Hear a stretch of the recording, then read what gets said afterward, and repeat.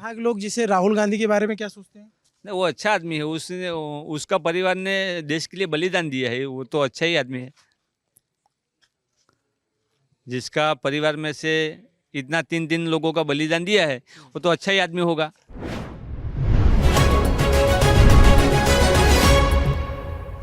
इसलिए। और मोदी जी? मोदी जी तो क्या झूठ बोलो और जोर से बोलो, ऐसा ही है। और ज़्यादा करते ही क्या है, झूठ बोलो और जोर से बोलो। और केजरीवाल?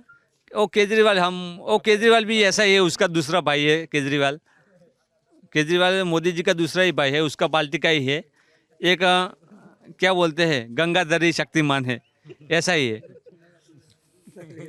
लोग क्यों है ना ये ऐसा डायलॉग दे देते हो कि पूछने समझ में नहीं आता। लेकिन आपकी बातों से लगता है कि आप कांग्रेस समर्थक हैं। नहीं, ऐसा नहीं है, कांग्रेस समर्थन नहीं है। बात क्या है कि हर समय पर परिवर्तन जरूरी है। हम कांग्रेस से समर्थन अभी करते हैं, लेकिन 27 साल में जो बीजेपी ने नहीं किया, एक बार कांग्रेस को मौका देना चाहिए। तो ये बताइए कि आप ये दूसरा तीसरा बार वोट देंगे? हाँ, तो बीजेपी के साथ भी आप लोग रहे हैं? बीजेपी के साथ ये सब परदादा ही रहे हैं। हम भी पहले बीजेपी को ही मानते हैं, लेकिन अभी परिवर्तन चाहिए। परिवर्तन इस बार करेंगे। गुजरात में कांग्रेस की सरकार जरूरी है। तो आप लोग मतलब ऐसा लगता है कि ये कांग्रेस समर्थकों का ज़्यादातर गांव है। शहरों में जब हम बात करते हैं तो ज़्यादातर जो वोकल आवाज़ें सुनाई देती हैं वो बीजेपी के समर्थन में आती है गुजरात के।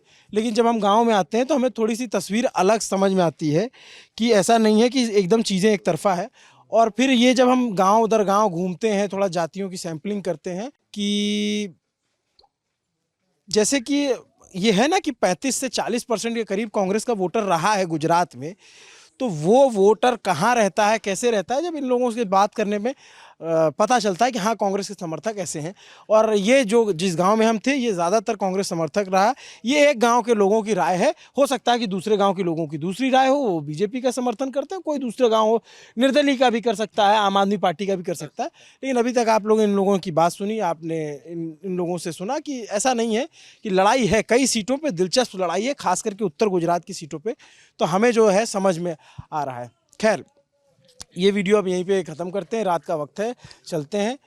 बस एक आपको न्योता दे देते हैं कि 18, 19, 20 लल्लन टॉप अड्डा लगेगा दिल्ली में और वहाँ पे जमेगी महफिल।